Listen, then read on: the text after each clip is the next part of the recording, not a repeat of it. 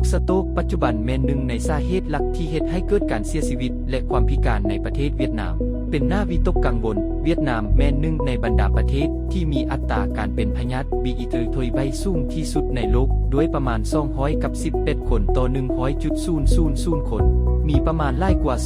200,000 กรณีใหม่ทุกปีในนั้นมีประมาณ11,000 กรณีเสียชีวิตและ100,000 กรณีเลือผลสะท้อนความพิการ 50% ของผู้ป่วยโรคสโตรกเสียชีวิตภายในระยะเวลา 5 ปีทุกปีมีอุบัติเหตุจราจรประมาณ 17,000 ครั้งมีผู้เสียชีวิตหลายกว่า 8,000 คนและผู้บาดเจ็บหลายกว่า 15,000 คนโรคสโตรกส้มองกำลังเกิดขึ้นในคนอายุน้อยลงเรื่อยผู้ป่วยโรคสโตรกที่มีอายุต่ำกว่า 45 ปีคิดเป็นประมาณ 10% ของจำนวนกรณีโรคสโตรกที่ได้รับการรักษาในโรงหมอกลางกองทัพ108แต่อย่างใดก็ตามโรคสโตรกสามารถป้องกันได้ถ้าแต่ละคนเข้าใจอย่างชัดเจนเรื่ององค์ประกอบความเสี่ยงและสามารถควบคุมได้ด้วยการปรับเปลี่ยนอาหารออกกำลังกายและการกวดสุขภาพประจำเวลาการกวดพบอาการแต่เช้าและการแทรกแซงทันเวลาช่วยลดพรผลสะท้อนและเพิ่มประสิทธิผลในการรักษา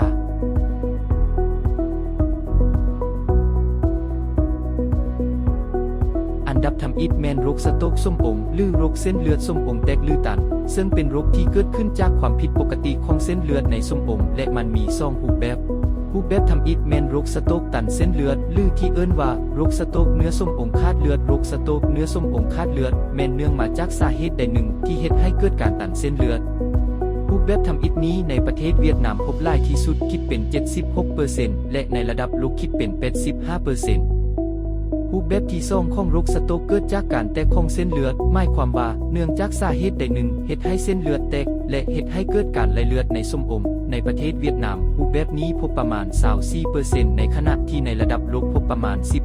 15%เป็นเพราะยังอัตราโรคสโตรกเลือดออกในส้มองในประเทศเวียดนามจึงสูงกว่าเนื่องจากว่าชาวเวียดนามส่วนใหญ่บ่ค่อยไปกวดสุขภาพและบ่ค่อยได้รับคำปรึกษาจากผู้ชำนาญเฮ็ดให้ความผิดปกติที่เกิดขึ้นในเส้นเลือดส้มองบ่ถูกรับรู้อันดับที่2แม่นความดันเลือดสูงแต่พวกเขาบ่รู้ตัวเฮ็ดให้การควบคุมบ่ดีนำไปสู่การที่อัตราการป้องกันโรคสโตรกของชาวเวียดนามในกลุ่มที่เกิดอาการเลือดออกในส้มองมีประสิทธิผลน้อยกว่า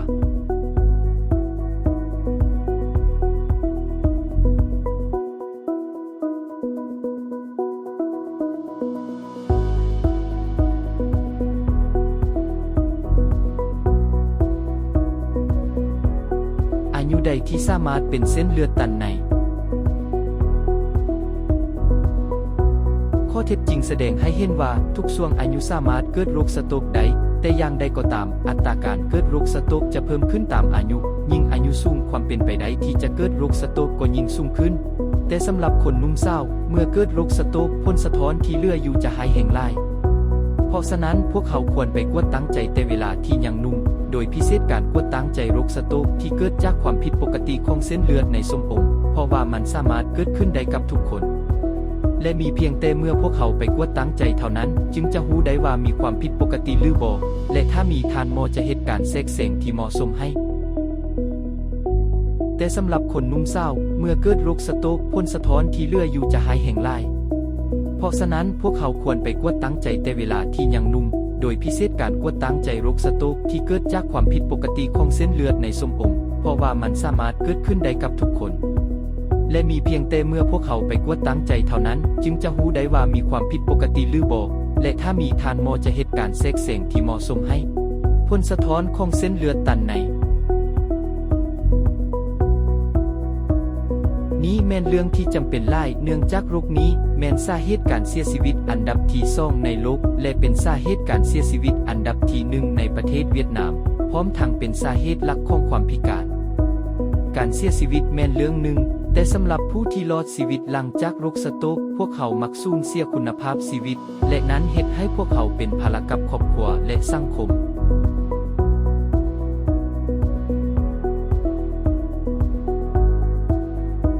เพราะเหตุนั้นพวกเขาผู้ทำงานในสาขานี้มีความปรารถนาอย่างหลายที่จะพัฒนาระบบสาธารณสุขแบบป้องกันให้เข้มแข็งบ่ใช่เพียงแต่รอท่าให้ผู้ป่วยมาหงหมอเพื่อแก้ไขผลสะท้อนที่เกิดขึ้นแล้ว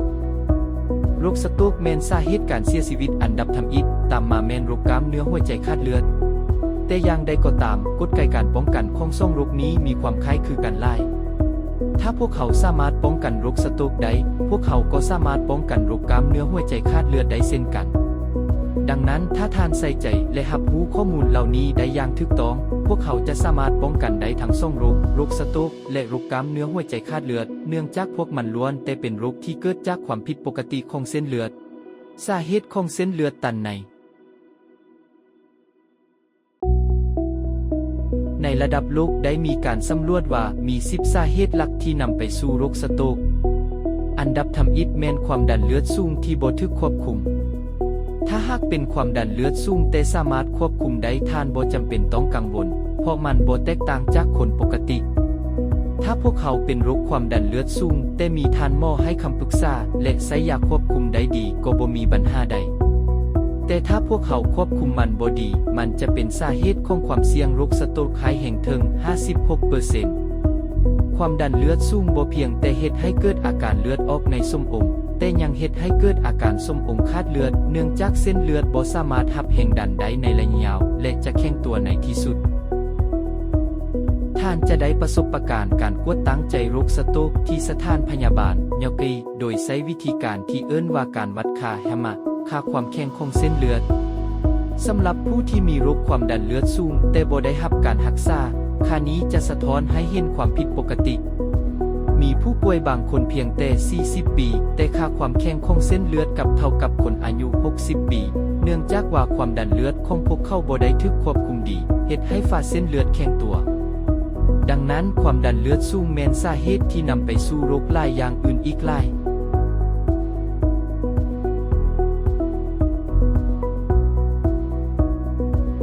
ส่วนต่อไปแม่นปัญหาน้ำหนักเกินหรือความอ้วนซึ่งแม่นโรคของยุคสมัยนี้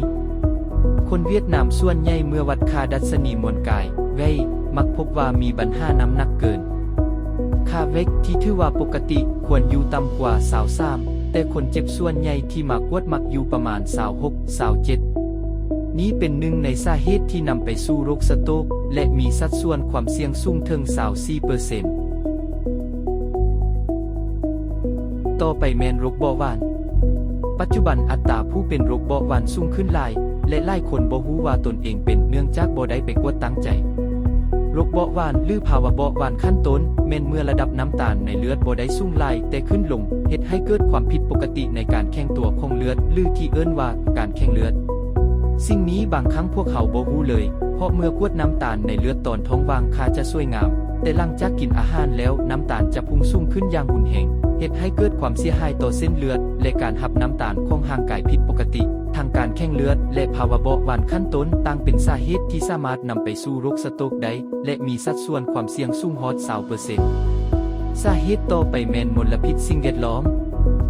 สำหรับปัญหานี้พวกเขาบ่สามารถแก้ไขได้ทันทีเนื่องจากว่ามันเป็นปัญหาทางสังคมและขึ้นกับจิตสำนึกของทุกคนมลพิษสิ่งแวดล้อมในประเทศเวียดนามมีความรุนแรงหลายและด้วยจำนวนพาหนะที่เพิ่มขึ้นอย่างล่วงหลายแบบนี้ท่านลองคิดเบิ่งสิอากาศสะอาดจะอยู่ไสใด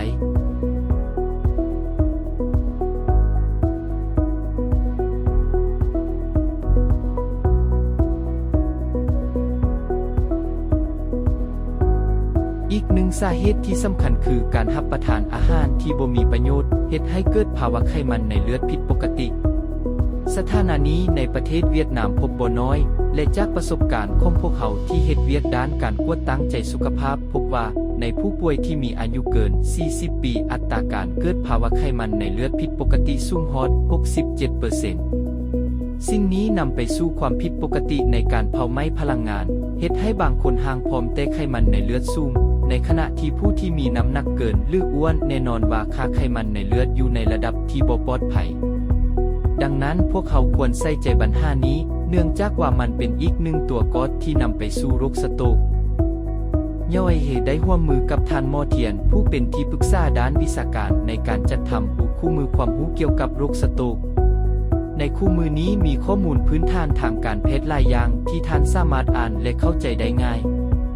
การอ่านคู่มือนี้จะช่วยให้ท่านเข้าใจวิธีการป้องกันและวิธีรับมือเมื่อเกิดสถานการณ์ฉุกเฉินขึ้นโรคสโตรกแม่นสาขาการแพทย์ที่ค่อนข้างใหม่เพราะฉะนั้นพวกเขาควรเลือกสถานพยาบาลที่มีการกวดตั้งใจโรคสโตรกพร้อมด้วยทีมแพทย์ผู้ชำนาญเพ ราะมันจะช่วยให้พวกเขารู้สึกมั่นใจในการกวดตั้งใจหลายขึ้นโดยปกติแล้วแพทย์ที่เคยเฮ็ดเวียกด้านการรับมือฉุกเฉินหรือรักษาผู้ป่วยโรคสโตรกมาก่อนจะสามารถให้คำแนะนำด้านการป้องกันโรคสโตรกได้ดีกว่าดังนั้นท่านควรเลือกสถานพยาบาลที่มีทั้งทีมแพทย์ผู้ชำนาญและอุปกรณ์ทันสมัยเช่นเครื่องแทงเครื่องซับพับด้วยความแม่นยำสูงเครื่องอัดเสียงENGและโดยแน่นอนว่าต้องมีห้องปริศาเลือดและชีวเคมีที่ครบถ้วน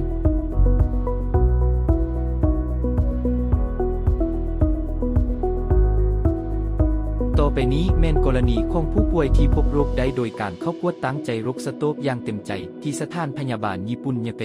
ผู้ป่วยเพศหญิงอายุ30 ปีทึกพบว่ามีธงพองเส้นเลือดล่วงข้างซ้ายในขณะที่ห่างกายยังแข็งแรงดี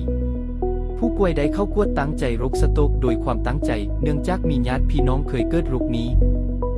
แม่นกรณีตัวอย่างของการเกิดโรคสโตรกในคนหนุ่มสาวเมื่อโรคเกิดขึ้นอย่างค่อยและบ่มีอาการใดแต่สามารถเฮ็ดให้เกิดผลสะท้อนหายแห้งถ้าบ่ถูกพบแต่เช้าหลังจากการกวดพบธงพองผู้ป่วยได้รับการแทรกแซงทันเวลาโดยวิธีการวางโยกีเปลี่ยนทิศทางการไหลของเลือดเพื่อปิดธงพองและป้องกันการเกิดเลือดออกในสมอง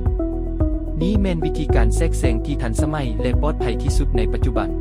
ผู้ป่วยเพศชายอายุ65 ปีได้ถูกพบว่ามีอาการตีบแคบของเส้นเลือดคอส่วงละ5และ6โดยการกวดสับพับด้วยความแม่นยำสูงของสมองและเส้นเลือดในสมองแม่นว่าก่อนนั้นผู้ป่วยบ่มีอาการใดผู้ป่วยเพศชายอายุ68 ปีได้เข้ามากวดตั้งใจโรคสโตรกด้วยความตั้งใจที่สถานพยาบาลญี่ปุ่นยอไกและได้ถูกพบว่ามีอาการเส้นเลือดคอส่งข้างแข็งตัวจากการสะสมไขมันแห่งกลิคาลาลิเนตเฮ็ดให้ตีบแคบประมาณ 50-60% ของทางไหลเลือดผู้ป่วยทั้งสองมีอาการตีบแคบเส้นเลือดในระดับหายแห้งซึ่งแม่นสาเหตุทั่วไปที่นำไปสู่โรคสโตรกชนิดขาดเลือดในสมองเนื่องจากการไหลเลือดไปหาสมองลดลงหรือการเกิดก้อนเลือดที่อาจตันเส้นเลือดถ้าบ่ได้รับการรักษาทันเวลาอาการนี้อาจนำไปสู่ความเสียหายหายแห้งต่อสมองเฮ็ดให้เกิดผลสะท้อนถาวรหรือเสียชีวิตได้หลังจากการวินิจฉัยผู้ป่วยได้รับการรักษาด้วยยาภายในควบคู่กับการติดตามอย่างใกล้ชิดและได้รับการให้คำปรึกษาเพื่อการวางโยกีเมื่อจำเป็นเพื่อฟื้นฟูการไหลเลือดและป้องกันความเสี่ยงโรคสโตรกในอนาคตโรคสโตรกอาจเกิดขึ้นได้อย่างกระทันหันแต่ผลสะท้อนของมันสามารถเปลี่ยนแปลงชีวิตของท่านได้ตลอดไปสถานพยาบาลญี่ปุ่นยอไกนำเสิร์ฟการกวดตั้งใจโรคสโตรกตามมาตรฐานญี่ปุ่นอย่างละเอียดแม่นยำและมีประสิทธิผลช่วยท่านประหยัดเวลาค่าใช้จ่ายและที่สำคัญที่สุดแม่นการเพิ่มประสิทธิภาพในการป้องกันโรคบ่เพียงแต่การกวดพบโรคเท่านั้นพวกเขายังพร้อมเดินคู่กับท่านในขบวนการรักษาและการควบคุมปัจจัยเสี่ยงทั้งหมดเพื่อป้องกันบ่ให้โรคสโตรกเกิดขึ้นหรือเกิดซ้ำและจะเหตุการแทรกแซงทันเวลาเมื่อพบอาการในขั้นเบื้องต้นเพื่อปกป้องสุขภาพให้ครบวงจรและยกระดับคุณภาพชีวิตอย่าให้โรคสโตรกพาไปสุขภาพและอนาคตของท่านการกวดตั้งใจแต่เช้าแม่นก็จะสำคัญในการค้นพบความเสี่ยงการแทรกแซงทันเวลาและการปกป้องชีวิตของท่าน